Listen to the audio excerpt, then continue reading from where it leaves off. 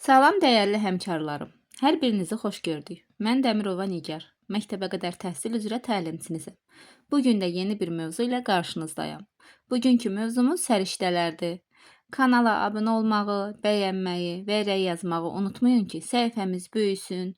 Səhifəmiz böyüdükcə orada yer alan mövzularımızın sadə izahı da böyüyəcək. Bugünkü mövzunu da çalışacağam hamımızın başa düşdüyü bir tərzdə, nümunələr, daha doğrusu bağçadan nümunələr gətirərək sadə izahlarla sizə çatdırım. Gəlin əvvəlcə baxaq səriştə nə deməkdir? Ümumiyyətlə səriştənin mənası nədir? Müəllimələr, biz səriştə sözünün mənasını bilməsək, onu tam dərk eləməsək, onun tərkibində olan heç bir anlayışı da bilə bilmərik. Ona görə də ilk növbədə gəlin təmələ baxaq. Səriştə nədir? Müəllimələr, səriştə uşağın məktəbəqədər təhsil müddətində qazana bildiyi, əldə edə bildiyi vacib bacarıqlar, vərdişlər və münasibətlər toplusudur.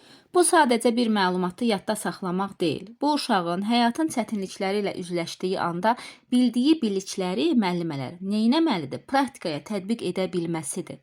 Çətinlikləri aradan qaldırılması, öz şəxsiyyətini formalaşdırması deməkdir. Bəs bu səriştələr niyə bu qədər önəmlidir? Gəlin baxaq, niyə bu qədər önəmlidir? Çünki səriştələr 3 böyük təsnifat qrupuna bölünür. Təfəkkür, fəaliyyət və dəyərlər. Gəlin görək uşaqlar bu bölmələrdə nə qazanırlar? Təfəkkür səriştələrində uşaq neynir? Uşaq nələri qazanır? Uşaq nələri bilir? Uşaq düşünməyi, analiz etməyi, müqayisə aparmağı və öz zəkası ilə qərarlar verməyi öyrənir. Bu onun nə idi? İdrakının inkişafıdır. Yəni təfəkkür səriştəsində və onun daxilində olan 5 bacarıqda uşaqda nəyin inkişafı gedir? Əlbəttə, idrakının inkişafı gedir. Sonra ikinci bölmədə gəlir fəaliyyət səriştələri. Fəaliyyət səriştələri nə deməkdir? Fəaliyyət səriştələrinə nələr daxildir? Baxın, uşaq qazandığı bilikləri artıq praktikaya tökür. Təfəkkür bölməsində uşaq neynir? Təfəkkür səriştəsində uşaq neynir? Biliklər qazanır. Amma fəaliyyət səriştəsində artıq uşaq qazandığı bilikləri praktikaya tökür. Burada o ünsiyyət qurmağı, komanda ilə işləməyi, texnologiyalardan düzgün istifadə etməyi, əl əməyi ilə iş görməyi qazanır. Sonra gəlir bizim dəyərlər səriştəmiz. Dəyərlər səriştəsində artıq uşaqlar neynirlər? Gəlin ona baxaq. Uşaq artıq dəyərlər səriştəsində bir şəxsiyyət kimi formalaşır. O vətənini sevir, öz kimliyini dərk edir, başqalarının fikrinə hörmət edir, cəmiyyət üçün məsuliyyətli bir fərdə çevrilir. Həmkarlar, məhz buna görə də səriştələr bizim üçün çox vacibdir. Onların hər birini bilməyimiz mütləqdir. Biz müəllimələr olaraq bütün bu səriştələri uşaqlara aşlamalı, onları öyrətməli və dərk elətdirməliyik. Bu bir uşağın hələ məktəbəqədər təhsil müddətində öyrənməsi lazım olan ən vacib faktlardır. Çünki biz uşaqları sadəcə olaraq məktəbə deyil, həyata hazırlamalıyıq müəllimələr. Yəni biz uşağı məktəbəqədər təhsil dövründə, müddətində yalnız məktəbə hazırlamırıq. Onu həyata hazırlayırıq. İndi isə gəlin bu səriştələrin hər birini ayrılıqda geniş və nümunələrlə izah edək. İndi isə gəlin baxaq səriştələrimizə. Birinci səriştəmiz təfəkkür səriştəsidir. Müəllimələr, təfəkkür səriştəsi uşağın beyninin mütəhərrikidir. Nə idi? Mütəhərrikidir. Yadınızda qalsın. Bu qrupda əsas 5 bacarığımız var. Yəni bütün səriştələrdə, dəyərlərdə də, təfəkkürdə də, fəaliyyətdə də məhz 5 bacarığımız var. Ümumilikdə bizim 15 bacarığımız var. Təfəkkür səriştələrinin payına da 5 bacarıq düşüb. Tənqidi təfəkkür, kreativlik, yəni yaradıcılıq, problem həll etmə, qərar qəbul etmə və müstəqil öyrənmə. Gəlin birinci, ən vacib olanından, tənqidi təfəkkürdən başlayaq. Tənqidi təfəkkür nə deməkdir? Müəllimələr, biz bir çoxlarımız elə bilirik ki, tənqidi təfəkkür nəyisə pisləməkdir, tənqid etməkdir, amma elə deyil. Tənqidi təfəkkür hər hansı bir məlumatı uşağın olduğu kimi kör-koranə qəbul etməməsidir. Ona analiz etməsidir, doğruluğunu yoxlayıb nəticə çıxarmaq bacarığıdır. Yəni bu bacarığı qazanan uşaqlar nəyi öyrənirlər? Baxaq görək bu bacarığı qazanan uşaqlar nəyi öyrənirlər? Tənqidi təfəkkür bacarığına yiyələn uşaqlar nəyi öyrənirlər? Müqayisə etməyi öyrənirlər. Uşaqlar səbəb-nəticə əlaqəsini qurmağı öyrənirlər. Uşaqlar əsaslandırmağı, yəni niyə belədir, niyə elədir sualına cavab tapmağı öyrənirlər. Gəlin indi bunu bağçadan bir nümunə ilə geniş şəkildə izah edək. Təsəvvür edin ki, müəllimələr, bağçanın həyətində gəzirik. Uşaq yerdə bir yarpaq tapır. Yarpağın bir tərəfi yaşıl olur, digər tərəfi isə sarı olur. Burada uşaq desə ki, sadəcə desə ki, bu yarpaqdır, bu sadəcə məlumatı uşağın qəbul etməsidir. Yəni bu yarpaqdır. Amma tənqidi təfəkkürü inkişaf edən uşaq necə soruşur? Nə soruşur? Soruşur ki, müəllimə, niyə yarpağın hər tərəfi yaşıl, bir tərəfi isə sarıdır? Bəlkə bu yarpaq xəstələnib, yoxsa artıq payız gəlib? Baxın, burada uşaq neynədir? Uşaq nə etdi? Müşahidə etdi, yarpağın rəngini fərqləndirdi, sual verdi. Nə üçün belə oldu? Ehtimalı üzə sürür, bəlkə xəstələnib, bəlkə payızdır. Analiz edir. Analiz edərək nə soruşur? O özü üçün bir mühakimə yürüdür. Analiz edərək özü üçün bir mühakimə yürüdür. Sual verir. Nə üçün belədir? Niyə belədir? Ehtimal irəli sürür ki, bəlkə xəstələnib, ya bəlkə payız gəlib. Ona görə yarpağın bir tərəfi sarıdır. Burada neynir uşaq? Həm sual verir, həm ehtimal irəli sürür, həm də analiz edir. Müəllim olaraq biz ona hə, payızdır deyib keçməməliyik əslində. Biz ona tənqidi təfəkkürü daha da dərindən aşılamalıyıq. Bunun üçün nə etməliyik? Deməliyik ki, gəl baxaq görək ətrafımızdakı digər yarpaqlar da belədirmi? Bəlkə günəş işığına görədir. Müəllimələr, tənqidi təfəkkürü, uzun sözün qısası, tənqidi təfəkkürü olan uşaq hər şeyi neynir? Sorğulayır. Yəni hər şeyi incələyir. Yəni analiz etməyi xoşlayır. Müəllimələr, əgər biz uşaqlarda tənqidi təfəkkür bacarığını formalaşdırmaq istəyiriksə, onlara hazır cavablar verməməliyik. Onları düşündürməyə məcbur edən suallar verməliyik. Əgər bir uşaq niyə, necə, səncə niyə belə oldu, nəyə görə belə oldu, müəllimə niyə, nə səbəbə belədir? Yəni bu sualları bir uşaq verirsə, deməli o uşaqda nə var? Tənqidi təfəkkür məhz inkişaf eləyib. Tənqidi təfəkkür məhz bu sualların içində gizlənib, müəllimələr. Yadınızda qalsın. Tənqidi təfəkkür bizim təfəkkür səriştəmizin birinci bacarığıdır. Müəllimələr, növbəti ən rəngarəng bacarığımız kreativlikdir, yəni yaradıcılıqdır. Kreativlik deyəndə bir çoxları sadəcə rəsm çəkməyi və ya plastilindən nəsə düzəltməyi başa düşür. Amma gəlin biz bunu daha dərindən, pedaqoji baxışlarla incələyək, izah edək. Kreativlik nədir? Kreativlik uşağın standart çərçivədən çıxaraq əşyalara, hadisələrə, problemlərə qeyri-adi, fərqli gözlə baxması və öz təxəyyülünə əsaslanaraq yeni bir şeyi ərsəyə gətirməsidir. Yəni kreativlik, baxın müəllimə, yoxdan bir şeyi yoxdan var etməsidir. Uşaq öz təxəyyülündən, düşüncəsindən istifadə edərək heç yanda olmayan, heç bir yerdə olmayan, yəni özünün yeni təxəyyülünün məhsulunu yaradır. Bu kreativlikdir, yəni yaradıcılıqdır. Kreativlik bacarığında uşaqlar nəyi öyrənirlər? Baxaq görək kreativlik bacarığında uşaqlar nəyi öyrənirlər? Uşaqlar standart düşüncədən azad olmağı öyrənirlər. Uşaqlar müxtəlif variantlar fikirləşməyi öyrənirlər. Uşaqlar öz xəyallarını reallığa çevirmək üçün cəsarətli addımlar atmağı öyrənirlər.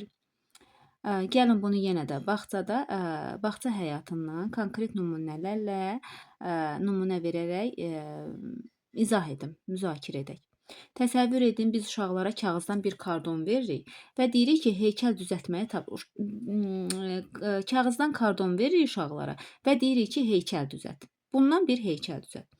Müəllimə olaraq biz deyirik ki, uşaqlar gəlin bir ağac düzəldək. Standart yanaşma budur. Nədir standart yanaşma? Hər kəs qəhvəyi gövdə və yaşıl yarpaqlar düzəldəcək.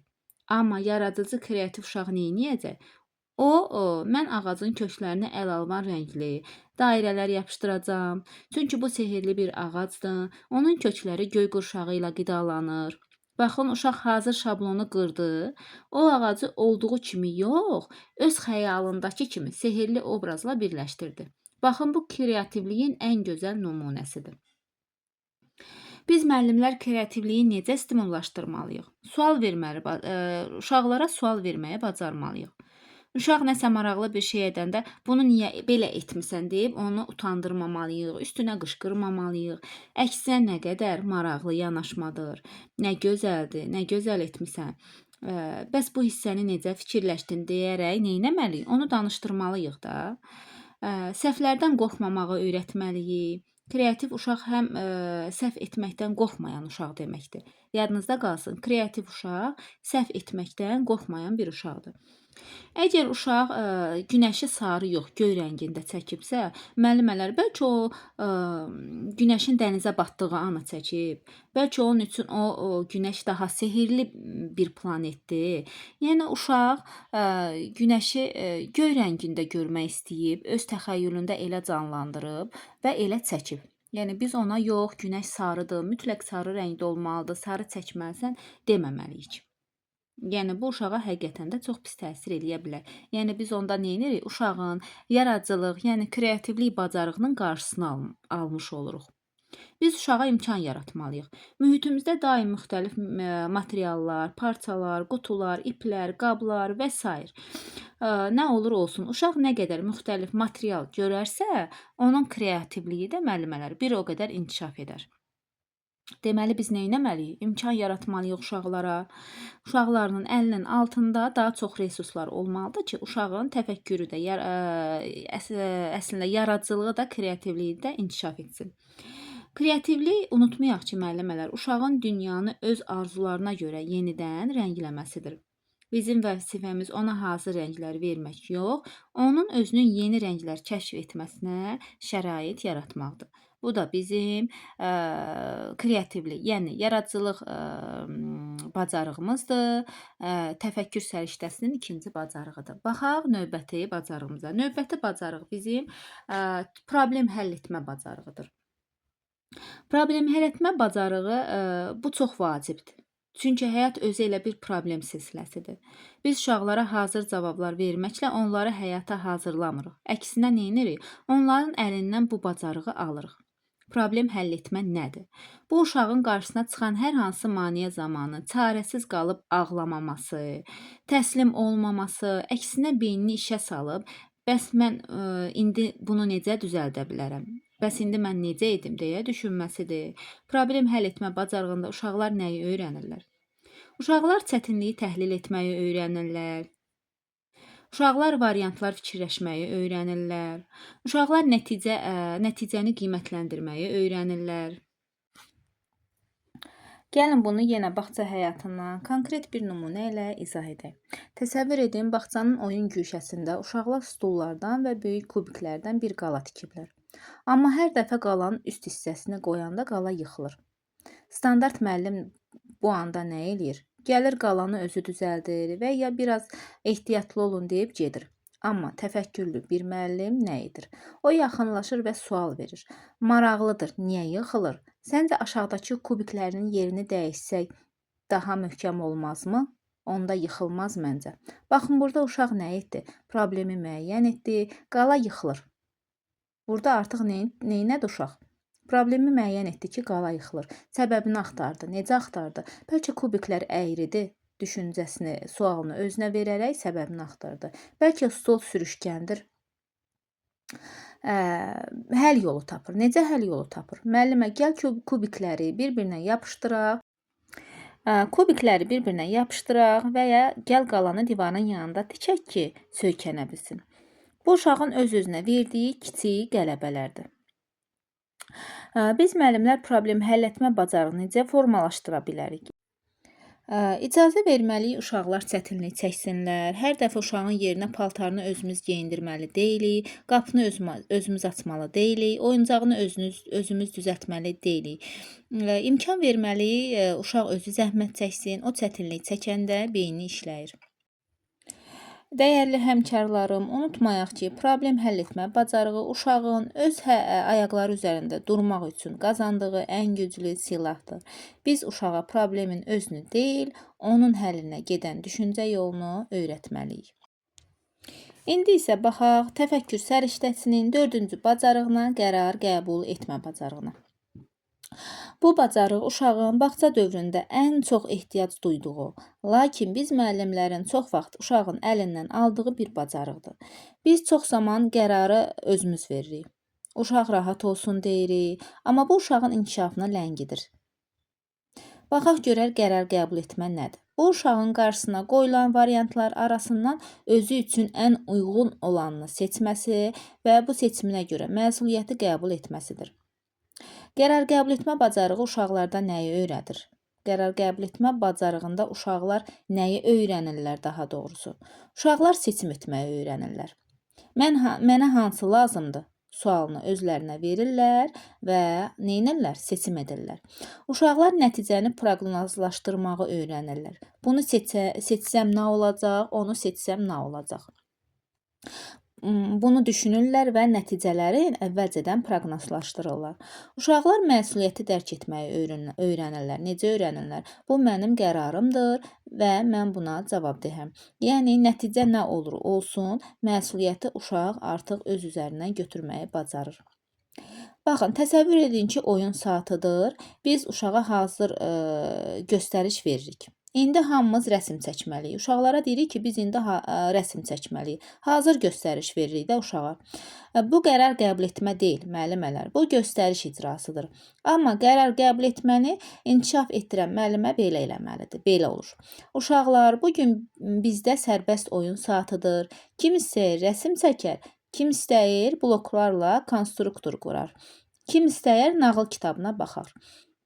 Gəlin qərar verin və yerinizi seçin. Bax, burada uşaq dayanıb düşünür, analiz edir. Mən bugün nə etmək istəyirəm?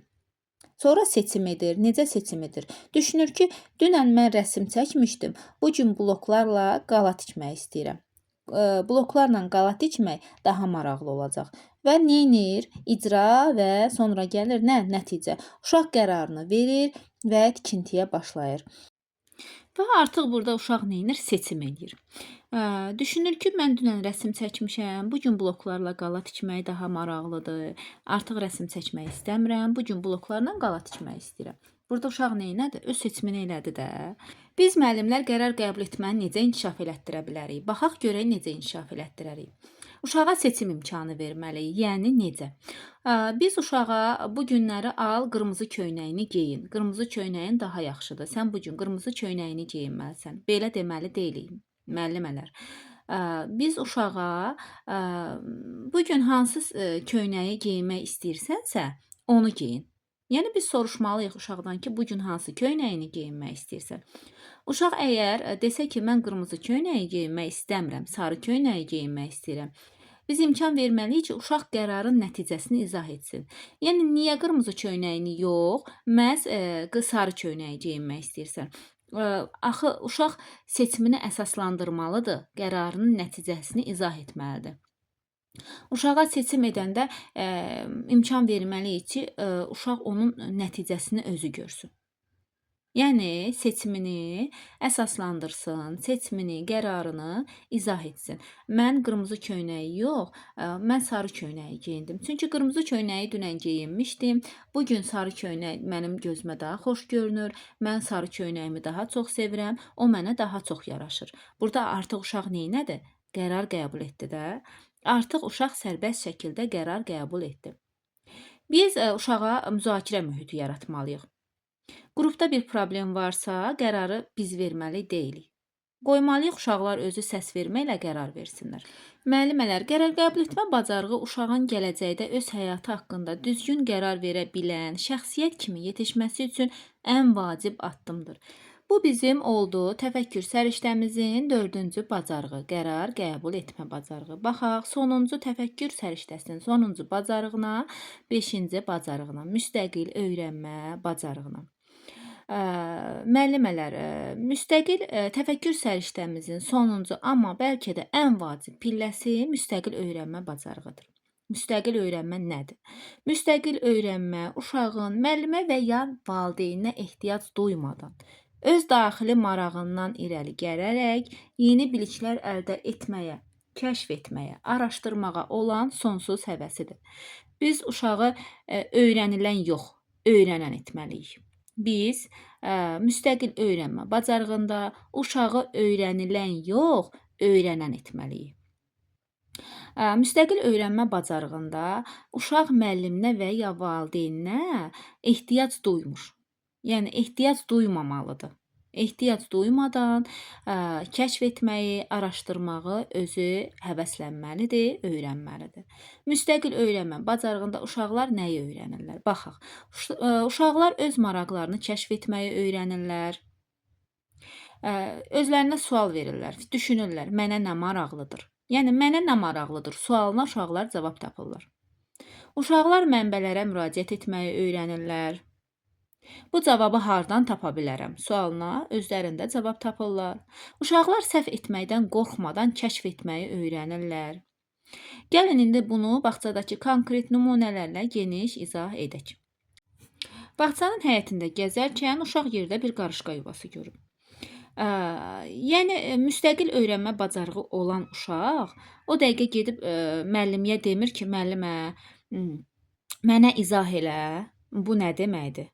Bu qarışqa yuvası nə deməkdir? O əksinə əyilir, diqqətlə izləyir, görür ki, qarışqalar bir-birinin ağzına nəsə verir, onların ağzında nəsə var. O öz-özünə başlayır sual verməyə. Görəsən onlar nə aparır? Bəlkə onların bu yeməyidir. Uşaq dərhal gedir, yerə düşmüş bir qırıntı tapır, çörək qırıntısı tapır və qarışqaların yoluna qoyur. Baxır ki, görəsən qarışqa onu götürəcək. Baxın, burada uşaq müstəqil öyrənir də, yəni maraq göstərir. Qarışqaların hərəkəti onu cəlb edir.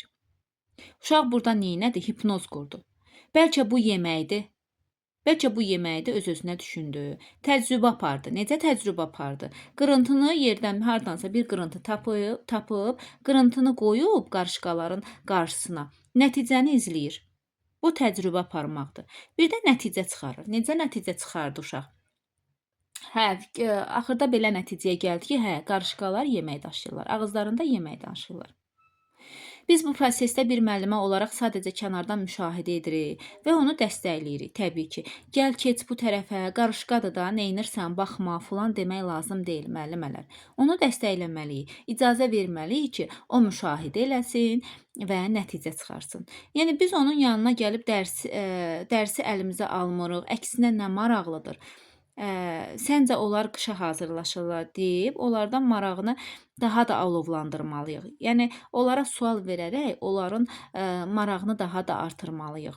Yəni, qarışqaların yuvalarını, qarışqaların ağzında yemək aparmalarını uşağa daha da maraqlı etməliyik ki, uşaq neynəsin? Daha da həvəslənsin, daha da qarışqalara diqqətlə baxsın, müşahidə eləsin, analiz aparsın və sonda nəticəyə gəlsin.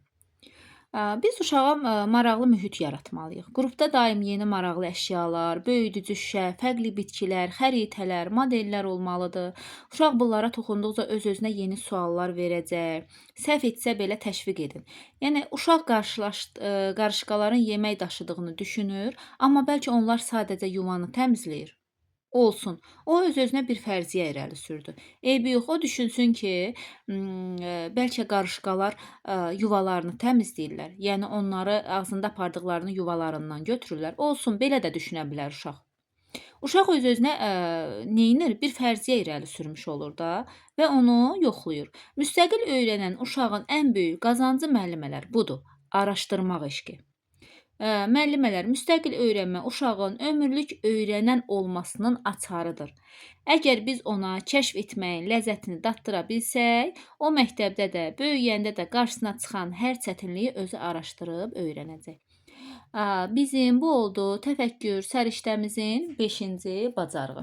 Bizim 2-ci səriştəmiz gəlir fəaliyyət səriştəsi. Müəllimələr, təfəkkür səriştələri ilə biz uşağın beynini formalaşdırdıqsa, növbədə olan fəaliyyət səriştəsidir. Fəaliyyət səriştəsində isə biz uşağın dünyanı əməli şəkildə dəyişməsi, Yəni biliklərini hərəkətə çevirməsidir.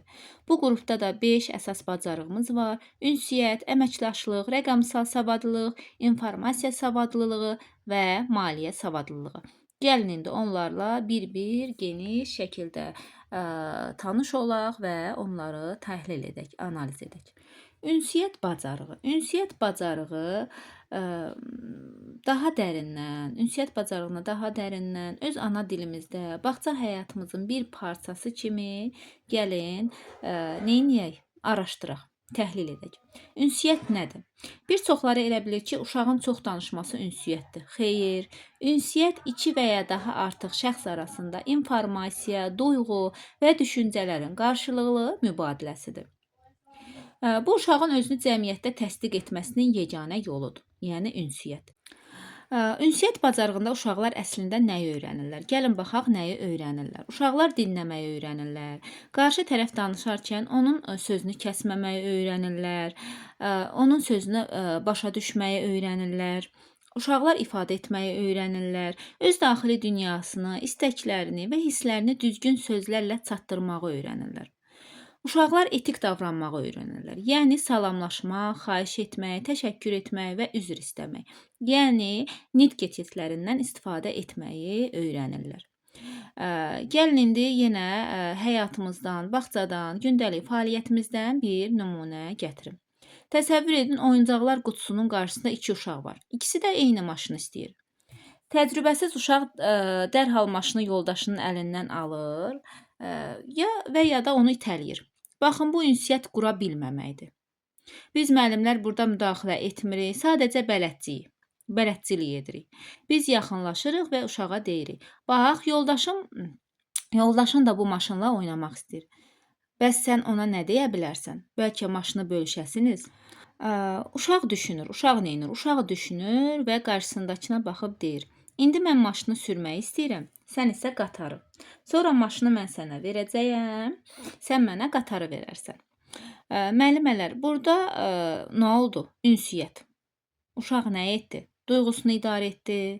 Duyğusunu necə idarə etdi? Əlindən almaq yerinə danışmağı seçdi.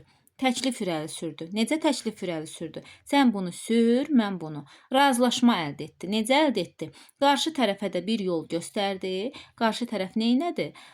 Onun göstərdiyi yolla getdi. Yəni razılaşdı. Razılaşmanı uşaq artıq əldə etdi. Biz müəllimlər ünsiyyət bacarığını necə inkişaf elətdirə bilərik? Baxaq necə inkişaf elətdirə bilərik. Aktiv dinləyici olmalıyıq. Uşaq bizə bir şey deyəndə, bizə bir şey danışanda dərhal sözünü kəsməməliyik. Tamam, get, oyna, bəsdir, nə qədər danışırsan, bunu deməməliyik, qəti deməməliyik. Onun gözünün içinə baxmalıyıq, başımızla təsdiq etməliyik, suallar verməliyik, cavablar verməliyik. Uşaq görsün ki, dinləmək nə qədər xoş bir hissdir. Nitq nümunəsi olmalıyıq. Uşaqlar danışanda biz onunla sadə, amma nəzakətli sözlərdən istifadə etməliyik. Uşaqlar bizlə danışanda, biz uşaqlarla danışanda. Yəni necə? Nitq keçidlərindən istifadə etməliyik. Zəhmət olmasa, təşəkkür edirəm, mən də belə düşünürəm. Bu sözlər uşağın lüğətinin müəllimələr təməlidir. Müzakirə saatı yaratmalıyıq. Hər günün sonunda uşaqlardan soruşmalıyıq: bu gün sizi nə sevindirdi? Nəyə üzüldünüz? Qoy uşaq öz hisslərini cümləyə çevirib danışsın. Müəllimələr, unutmuruq, ünsiyyət uşağın dünyasına açılan körpüdür.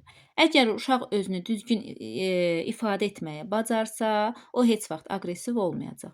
Heç vaxt çətinliyə düşməyəcək. Çünki o bilir ki, hər bir problemin həlli danışıqdan, qarşılıqlı hörmətdən keçir. Ünsiyyəti zəif olan uşaq qapalı qalan uşaqdır, yəni özünə qapanan uşaqdır. Biz nə etməliyik? Birlikdə onun o qapılarını açmağa kömək etməliyik. Bu bizim fəaliyyət səriştəmizin birinci bacarığı, ünsiyyət bacarığı. Gəlin indi baxaq ikinci bacarığımıza. İkinci bacarığımız nədir? İkinci bacarığımız əməkdaşlıqdır. Əməkdaşlıq sadəcə yoldaşının yanında oturmaq deyil, müəllimələr. Bu ümumi bir məqsəd uğrunda birgə səy göstərmək, bir-birini tamamlamaq və biz birlikdə daha güclüyük şüarına çatmaqdır. Uşaqlar sosial varlıqdırlar və bağça onların ilk sosial cəmiyyətidir.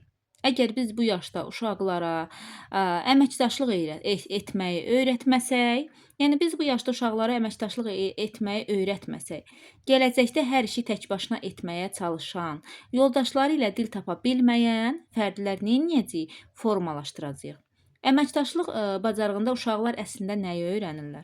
Uşaqlar rolları bölüşməyi öyrənirlər. Sən bunu et, mən bunu edim. Uşaqlar bir-birinə dəstək olmağı öyrənirlər. Yoldaşının çatdıra bilmədiyi yerdən ona kömək əl uzatmağı öyrənirlər. Uşaqlar konfrensə getməyi öyrənirlər, güzəştə getməyi, yəni öyrənirlər. Bəzən öz dediklərindən geri çəkilib qrupun qərarı ilə razılaşmağı öyrənirlər. Gəlin elə bağçadan yenə bir nümunə gətirək. Təsəvvür edin ki, müəllimələr, qrupda böyük bir şəhər maketi qururuq. Uşaqların bir hissəsi yol çəkir, bir hissəsi evlər tikir, bir hissəsi isə ağaclar qoyur. Standart müəllim nə edir? Hamını bir yerə yığır və hər kəs bir ev tiksin deyir. Amma əməkdaşlığı inkişaf etdirən müəllim nə deyir? Uşaqlar, biz bu gün birlikdə böyük bir şəhər qurmalıyıq. Sizcə bu şəhərin gözəl olması üçün kim nə etməlidir? Uşaqlar özləri danışmağa başlayırlar.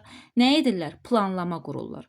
Mən yolları düzəltdim. Sən evləri qoy. O biri yoldaşımız da maşınları gətirsin. Yardımlaşma edirlər. Necə? Əgər evin damı düşürsə, yoldaşı dərhal qaçıb ona kömək edir. O demir ki, bu sənin evindir, özün düzəlt. O deyir ki, gəl birlikdə tutaq, mən yapışdırım, sən düz saxla. Nə edir? Yardımlaşır, kömək edir. Müəllimələr, baxın, bu bircə uğurdur. Uşaq başa düşür ki, şəhər onun tək başına düzəltdiyindən qat-qat böyük və gözəldir. O bu işin içində öz payını görür və əməyinin digərlərinin əməyi ilə birləşdiyini dərk edir. Biz müəllimlər əməkdaşlığı necə stimullaşdıra bilərik? Baxın, mükafatı kollektivə verməliyik. Bir uşağa sən çox yaxşısan demək yerinə, siz birlikdə nə gözəl iş gördünüz, bütün qrupla fəxr edirəm deməliyik. Qoy uşaqlar hamısı hiss etsin ki, uğur tək başına yox, birlikdə qazanılır. Vəzifə bölgüsü aparmalıyıq. Oyuncaqları yığanda hər kəs özü yığsın deməməliyik. Deməliyik ki, gəlin görək kim daha tez kömək edib oyuncaqları qutuya yığacaq. Bu onları yardımlaşmaya, onları birləşdirməyə aparır. Fərqli bacarıqları birləşdirməliyik. Yəni bir uşaq yaxşı çəkir, o birisi yaxşı kəsir.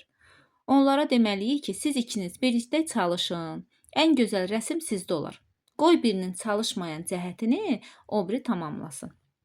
Müəllimələr, unutmuruq, əməkdaşlıq, təkliyi aradan qaldırmaq, birliyi bərpa etmək, bağçanı bir məktəbə çevirməyin, onu bir ailəyə çevirməyin ən gözəl yoludur. Əgər uşaqlar əməkdaşlıq etməyi bacarsalar, onlar məktəbdə də, iş həyatında da heç vaxt uğursuz olmayacaqlar. Çünki onlar birlikdə güclü olduqlarını erkən yaşda dərk ediblər. Budur. Bu oldu bizim fəaliyyətlər səriştəsinin ikinci bacarığı, əməkdaşlıq bacarığı. Və baxaq bizim üçüncü bacarığımıza. Rəqəmsal savadlılıq bacarığı. Rəqəmsal savadlılıq bacarığı nədir? Baxaq. Bir çox müəllim bu sözü eşidəndə elə deyir ki, ay Nigar xanım, uşağın əlində planşet vermək olar? Mənə sual verir. Ay Nigar xanım, uşağın əlinə planşet vermək olar? Baxın, məhz bu səhv düşüncəni aradan qaldırmalıyıq. Rəqəmsal savadlılıq uşağa planşeti verib saatlarla cizgi filmi baxdırmaq deyil, müəllimələr. Rəqəmsal savadlılıq texnoloji alətlərdən məqsədyönlü, təhlükəsiz və bilik almaq vasitəsi kimi istifadə etməyə bacarığıdır. Rəqəmsal savadlılıq bacarığında uşaqlar əslində nəyi öyrənirlər? Uşaqlar texnikanın funksiyasını öyrənirlər. Bu alət nəyə yarayır? O suala cavab tapırlar. Uşaqlar məlumat axtarmağı öyrənirlər. Haradan öyrənə bilərəm sualına cavab tapırlar. Uşaqlar təhlükəsizlik qaydalarını daha doğrusu öyrənirlər. Nəyə toxunmalıyıq? Nəyə toxunsaq təhlükəsiz olar? Sualına özlüklərində, öz fikirlərində, öz beyinlərində cavab tapırlar. Gəlin bir nümunə çəkək. Təsəvvür edin ki, müəllimələr, bağçada heyvanlar aləmi mövzusunu keçirib, uşaqlar kitabda şəkli görürlər. Amma şirin nərə çəkdiyini və ya delfinin necə səs çıxardığını bilmirlər. Müəllimi olaraq biz planşetdən istifadə edirik. Gəlin baxaq görək delfin necə səs çıxarır. Biz proqramı açırıq, səsi uşaqlara dinlədirik və sonra planşeti kənara qoyuruq. Uşaq görür ki, Bu texnika ona canlı bir məlumatı gətirdi. Burada uşaq nə etdi? Məqsədli istifadə etdi. O oyun oynamaq üçün yox, şirin səsini eşitmək üçün texnikaya müraciət etdi. Marağın doyurulması. Nədir bu? Onun o anki sualına texnologiya cavab verdi. O anki sualına texnologiya cavab verir. Müsbət əlaqə. Müsbət əlaqə nədir? O başa düşdü ki, planşet sadəcə oyuncaq deyil. Bu bir ağıllı köməkçidir. Biz müəllimlər rəqəmsal savadlılığı necə inkişaf elətdirə bilərik? Baxaq necə inkişaf elətdirə bilərik. Texnikanı oyuncağa çevirməyək. Uşaqların əlinə planşet verib get oyna deməyək. Texnologiya ancaq bizim nəzarətimizlə və konkret bir tapşırıqla, məsələn, bir şəkli tapmaq və yaxud bir səsi dinləmək olmalıdır. Təhlükəsizlik qaydalarını aşılamalıyıq. Necə? Uşaqlara başa salmalıyıq ki, bu ekranın da öz qaydaları var. Çox yaxından baxmaq olmaz, uzun müddət baxmaq olmaz, hər düyməyə toxunmaq olmaz. İnteraktivlik yaratmalıyıq müəllimələr. Necə? Əgər rəqəmsal bir materialdan istifadə ediriksə, mütləq arxasından bunu müzakirə etməliyik. Gördünüzmü dəlfin necə səs çıxartdı? Sizcə niyə belə etdi? Yəni texnologiyanı sonra yox, sona yox, başlanğıca qoymalıyıq.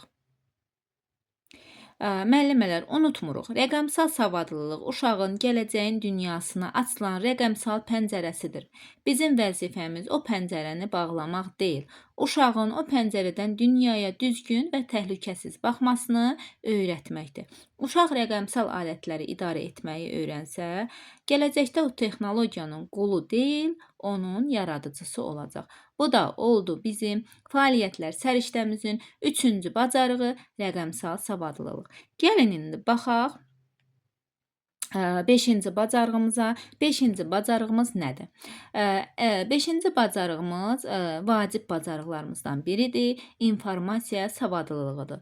Bir çoxları elə düşünür ki, informasiya savadlılığı uşağın çox şey bilməsidir. Xeyr. İnformasiya savadlılığı uşağın hər hansı bir mənbədən informasiya toplamaq, onu seçmək və özü üçün faydalı olanını ayırıb götürmək bacarığıdır. Yəni, müasir dövrdə məlumat çoxdur, amma uşağın lazım olanı tapması bu əsl savadlılıqdır. Yəni, bilirsiniz ki, məlumatlarımız, yəni hal-hazırda biz məlumatları, informasiyaları çox yerdən götürə bilərik. Yəni, bizim yetərincə sosial şəbəkələrimiz var. Amma bizə burada informasiya savadlılığında nə deyir? İnformasiya savadlılığı olan bir şəxs bütün informasiyaları deyil, ona lazım olan informasiyaları seçir və öyrənir, ondan istifadə edir. İnformasiya savadlılığında uşaqlar əslində nəyi öyrənirlər? Baxaq nəyi öyrənirlər? Uşaqlar mənbəyi tanımağı öyrənirlər. Bu məlumatı kimdən və hardan ala bilərəm sualına cavab tapırlar. Uşaqlar seçim etməyi öyrənirlər. Hansı məlumat mənim sualıma cavab verər? Sualına cavab öyrənirlər, cavab alırlar. Uşaqlar sorğulamağı öyrənirlər. Bu məlumat doğrudanmı düzdür? Uşaqlar bu suala cavab axtarırlar və tapırlar. Bu məlumat doğrudanmı düzdür? Gəlin bunu bağçadakı gündəlik həyatımızdan yenə bir nümunə verərək izah edək. Təsəvvür edin, qrupda uşaqlar heyvanlar dünyası mövzunu müzakirə edirlər. Bir uşaq soruşur, müəllimə, şir doğrudanmı meşənin kralıdır? O necə ov edir? Təfəkkürlü müəllim cavabı birbaşa vermir. O uşağa deyir, gəl baxaq görək bu cavabı hardan tapa bilərik. Uşaq rəfə yaxınlaşır, orada kitabları vərəqləyir. O heyvanlar kitabını seçir, şəkillərə baxır və şir olan səhifəni tapır. Uşaq şəkildə şirin necə ov etdiyini görür və nə deyir? Müəlliməyə deyir, müəllimə tapdım. O ovunu gizlənərək tutur. Baxın, bu qısa prosesdə uşaq nə etdi? Məqsəd qoydu. Şir haqqında məlumat lazımdır. Mənbə seçdi, kitab rəfindən müvafiq kitabı seçməklə. İnformasiyanı topladı. Necə topladı? Lazımi səhifəni tapıb məlumatı əldə etdi. Nəticə çıxardı. Necə çıxardı? Öz sualına cavab tapdı. Yəni, baxdı ki, onun öz sualı nə idi? Sual vermişdi ki, şir ovunu necə ovluyur? Və sonda o öz sualına cavabı tapır. Baxın müəllimələr, informasiya savadlılığı məhz budur. Uşaq artıq bilir ki, informasiya öz-özünə gəlmir. Onu axtarıb tapmaq lazımdır. O rəfdən heyvanlar kitabını seçərkən artıq bir tədqiqatçı kimi davranır. O lazım olanı seçib, lazımsızdan, məsələn, kitabın digər səhifələrinə vaxt ayırmır, digər səhifələrinə baxmır, öyrənmir. Niyə? Artıq ona lazım olan məlumatı artıq bir səhifədən seçdi. Artıq digər səhifələrə baxmır. Burada uşaq neynədi? Ona lazım olan informasiyanı topladı. Hardan topladı? Bir kitabdan topladı. Biz müəllimlər informasiya savadlılığını necə inkişaf elətdirə bilərik? Baxaq. Mənbələri zənginləşdirməliyik. Yəni uşağın əli çatacaq yerdə müxtəlif şəkillər, xəritələr, modellər olmalıdır. Uşaq bilsin ki, cavab məhz ordadır. Uşaq bir sualı verəndə bilməlidir ki, onun cavabı da məhz ordadır. Uşaq onun cavabını necə tapır? Özü tapır. İnformasiya toplayır, özü tapır. Burada informasiya savadlılığı olan uşaqlardan söhbət gedir. İndi baxaq müəllimələr. Biz uşaqlar bizə sual verəndə onun dərhal cavabını verməməliyik. Müəllimə bu nədir deyəndə, səncə biz bunu hardan öyrənə bilərik? Uşaqlara belə cavab verməliyik. Qoy onda uşaq özü axtarsın, özü tapsın, özü addım atsın. Məlumatı qiymətləndirməyə kömək etməliyik. Uşaq məlumatı tapanda soruşur, bu məlumat sənin sualına cavab verdimi? Yəni biz uşaqdan soruşmalıyıq ki, Əli, bu məlumat sənin sualına cavab verdi, yoxsa başqa yerdə baxaq? Bu uşağın məlumatı analiz etmə bacarığını artırır. Müəllimələr, baxın, unutmuruq. İnformasiya savadlılığı uşağın dünyanı özü kəşf etməsi üçün qazandığı açardır. Əgər uşaq informasiyanı axtarıb tapmağı öyrənərsə, o ömür boyu müstəqil öyrənən biri olaraq qalacaq. O hər şeyi bizdən gözləməyəcək. O özü gedib axtaracaq, araşdıracaq, tapacaq. Bu da oldu bizim fəaliyyətlər səriştəsinin 4-cü bacarığı informasiya savadlılığı və gəlir 5-ci bacarıq. 5-ci bacarıq fəaliyyət səriştəmizin 5-ci bacarığı və ən önəmli bacarıqlarından demək olar. Maliyyə savadlılığı. Maliyyə savadlılığı nədir? Maliyyə savadlılığı dedikdə uşağın cibinə pul gəzdirməsi demək deyil, müəllimələr. İqtisadi düşüncə tərzinin təməlini nəzərdə tuturuq. Bu uşağın ətrafdakı hər bir əşyanın bir əmək məhsulu olduğunu, resursların məhdud olduğunu və hər seçimin bir məsuliyyəti olduğunu dərk etməsidir. Maliyyə savadlılığında uşaqlar əslində nəyi öyrənirlər? Uşaqlar əşyanın dəyərini öyrənirlər.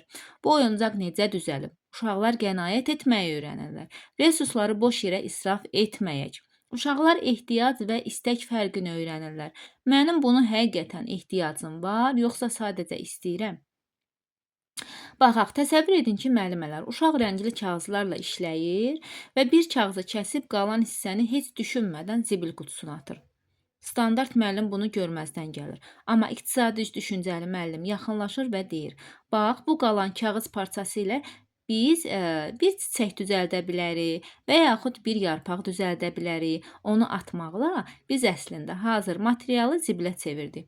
Burada uşaq nəyi dərk elədi, nəyi öyrəndi? Resursların dəyərini öyrəndi, israfçılığın qarşısının alınmasını öyrəndi, zəhmətə hörməti öyrəndi. Gördünüz müəllimələr? Baxaq biz maliyyə savadlılığını necə inkişaf elətdirə bilərik? İsrafçılığa qarşı mübarizə aparmalıyıq.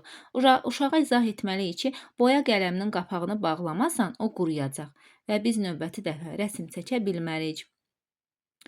Gəlin onun ağzını bağlamaqla onun ömrünü uzadaq. İmkanları məhdudlaşdırın. İmkanları məhdudlaşdırmalıyıq. Necə? Uşaq nəyisə düzəltmək üçün 10 vərəq istəyəndə ona 2 vərəq verməliyik. Və deməliyik, gəl görək bu 2 vərəq ilə necə bir şey yarada bilərik, nə düzəldə bilərik. Bu uşağın beynini məhdud resursla işləməyə məcbur edir. Bu əsl iqtisadi düşüncədir.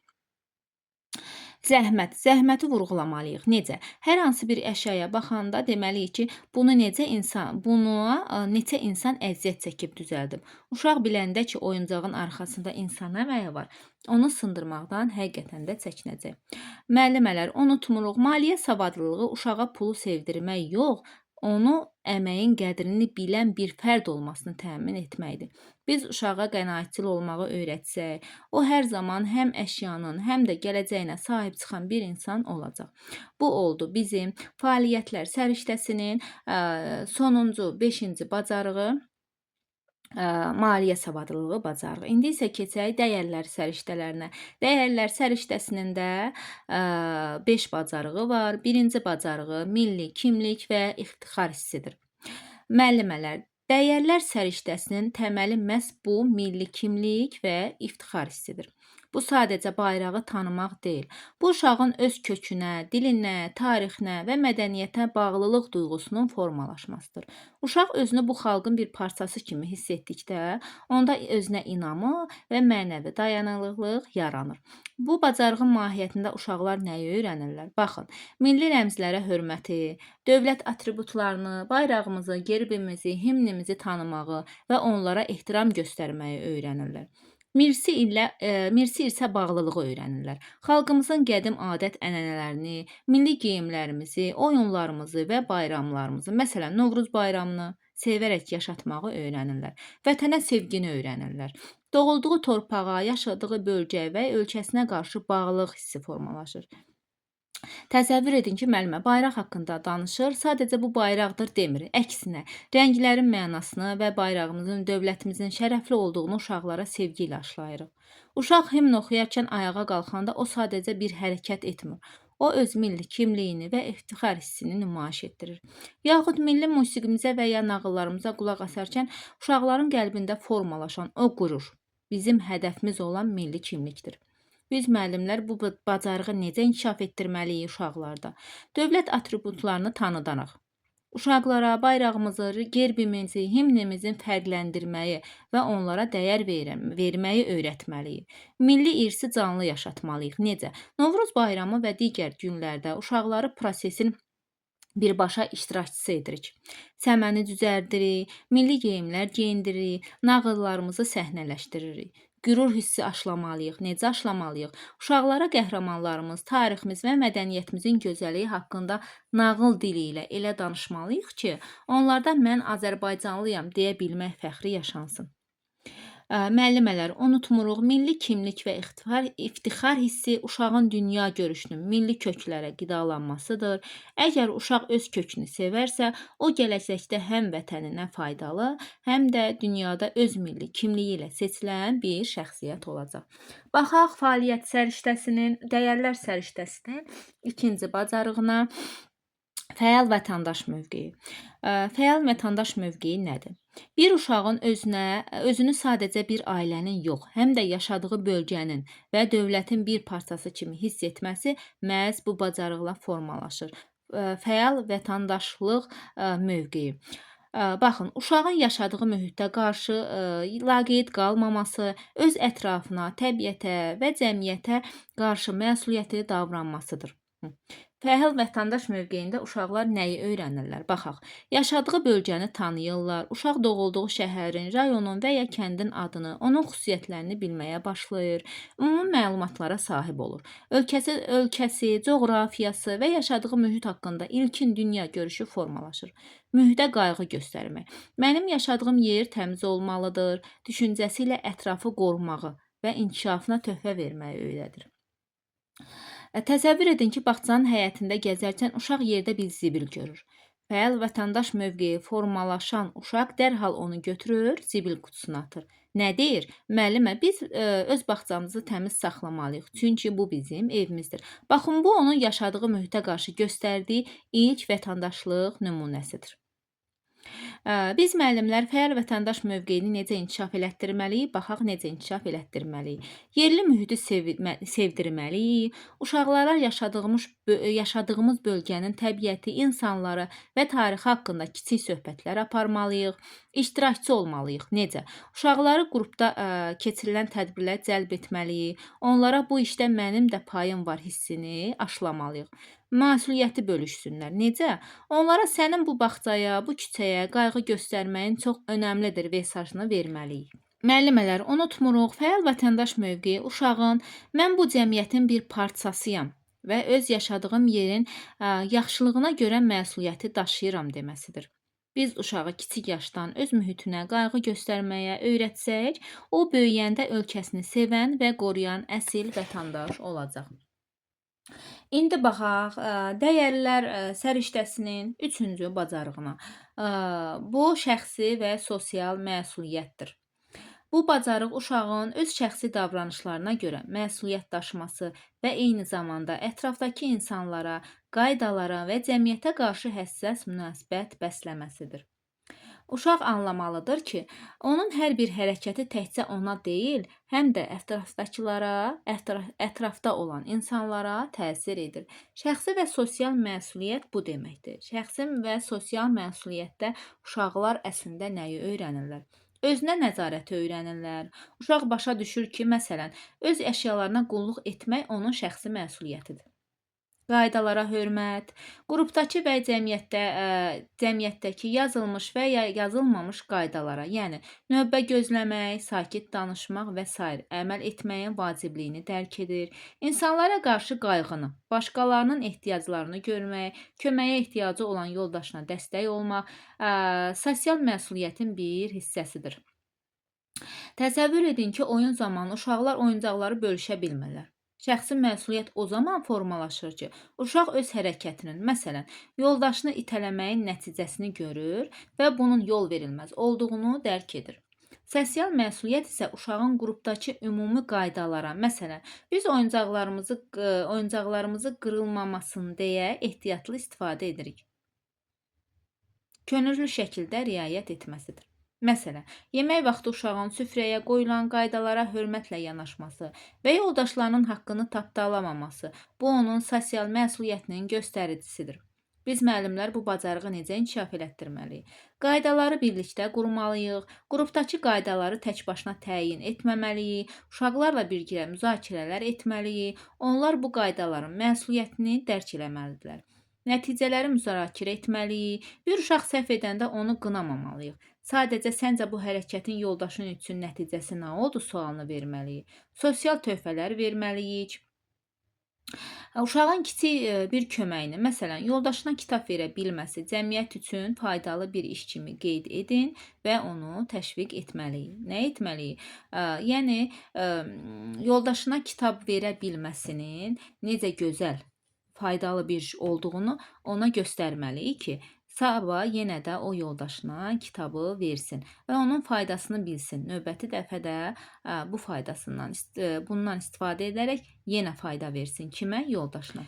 Dəyərli həmkarlarım, unutmuruq, şəxsi və sosial məsuliyyət uşağın mən deyərkən bizi də düşünməyidir.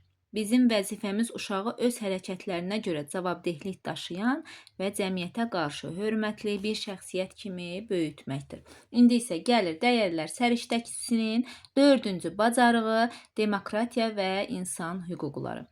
Bəzən biz elə düşünürük ki, bu mövzu bağçada uşaqlara çox çətin gəlir. Uşaqlar üçün çox çətindir. Xeyr, əlbəttə xeyr. Demokratiya uşağa qayda və hüquq anlayışını erkən yaşda aşılamaqdır.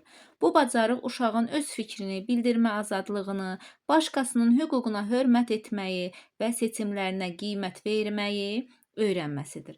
Demokratiya və insan hüquqlarında uşaqlar əslində nəyi öyrənirlər? Baxaq görək nəyi öyrənirlər. İnsan hüquqları haqqında ilkin anlayış, hər bir uşağın öyrənmək, oynamaq, sevilmək və fikrini demək haqqı olduğunu dərk etməkdir. Seçim etmək və ya qəbul etmək. Bir qrupda hər kəsin fərqli fikri ola bilər və hamının fikrinə hörmətlə yanaşmaq lazımdır. Bərabərlik. Nədir bərabərlik? Cinsindən, xarici görünüşündən və ya bacarığından asılı olmayaraq hər kəsin bərabər hüquqlara sahib olduğunu başa düşmək. Yəni nə? İnklüziv təhsil buna bariz nümunədir. Gəlin bunu nümunələrlə izah edək. Təsəvvür edin ki, qrupda oyun seçirik. Uşaqların bir hissəsi rəsm çəkir, digər hissəsi isə heykəltaraşlıq etmək istəyir. Müəllimə olaraq biz onlara zorla birini seçmirik. Zorla deyə bilmərik ki, yox, mütləq bunu seçməlisən və yaxud bunu yox, onu seçməlisən. Biz uşaqları yığıb deyirik, gəlin səs vermə keçirək. Kim rəsm çəkmək istəyir, kim heykəltaraşlıq etmək istəyir. Müəllimələr, baxın, burada demokratiya dərsidir. Uşaq burada görür ki, onun fikri soruşulur. Bu onun nəyidir? Haqqıdır. O, başqasının seçimini qəbul etməyi öyrənir. Bu, başqasının hüququna hörmətdir. Səs çoxluğu ilə qəbul olunan qərarı etmək, bu demokratik idarəçilikdir. Biz müəllimlər demokratiyanı bağçada uşağa necə inkişaf etdirməliyik, ona baxaq. Bir uşağın fikrini söyləməsinə şərait yaratmalıyıq. Uşağın mən belə düşünürəm deməsini dəstəkləməliyik. Onun fikrini kəsməməliyik. Ona söz haqqı verməliyik. Hüquqlarını izah etməliyik. Uşaqlara başa salmalıyıq ki, heç kim səni incidə bilməz və sən də heç kimi incitməməlisən. Bu insan hüquqlarının təməlidir. Fərqliliklərə hörmət etməyi öyrətməliyik. Qrupda fərqli bacarıqları olan uşaqları bir-birinə kömək etməyə yönəltməliyik. Sən bunu yaxşı edirsən, o biri isə bunu ikiniz də çox qiymətlisiniz. Deməklə bərabərlik hissini aşılamalıyıq. Müəllimələr unutmuruq, demokratiya və insan hüquqları uşağın özünü dəyərli hiss etdiyi və başqasının dəyərini tanıdığı bir mühitdir. Biz uşaqlara seçim və seçilmək hüququnun təməlini qoymaqla gələcəyin azad və ədalətli cəmiyyətini formalaşdırırıq. Baxaq, indi bizim dəyərlərimizin sonuncu bacarığı olan mədəni müxtəlifliyə hörmət bacarığına. Mədəni müxtəlifliyə hörmət nədir? Bu bacarıq uşağın öz mədəniyyətini sevməklə yanaşı, digər insanların fərqli mədəniyyətlərinə, adət-ənənələrinə və həyat tərzinə qarşı tolerant, yəni dözümlü və hörmətli yanaşmasıdır. Dünyamız müxtəlif rənglərlə gözəldir və uşaqlar bu rəngləri qəbul etməyi neynəməlidirlər? Öyrənməlidirlər. Mədəni müxtəlifliyə hörmətdə uşaqlar əslində nəyi öyrənirlər? Fərqlilikləri qəbul etməyi, insanların fərqli dildə danışa, fərqli yeməklər yeyə və fərqli bayramlar keçirə biləcəyini normal qarşılamağı öyrənməlidirlər. Dözümlülük, yəni tolerantlıq, özündən fərqli olan mühakimə etməyi, özündən fərqli olanı mühakimə etməyi və onlara qarşı mehriban davranmağı öyrənilir. Ümumi dəyərləri tapmağı, fərqlərimizə baxmayaraq hamımızın insan olduğunu, dostluq etmək və xoşbəxt olmaq istəyini dərk edirlər.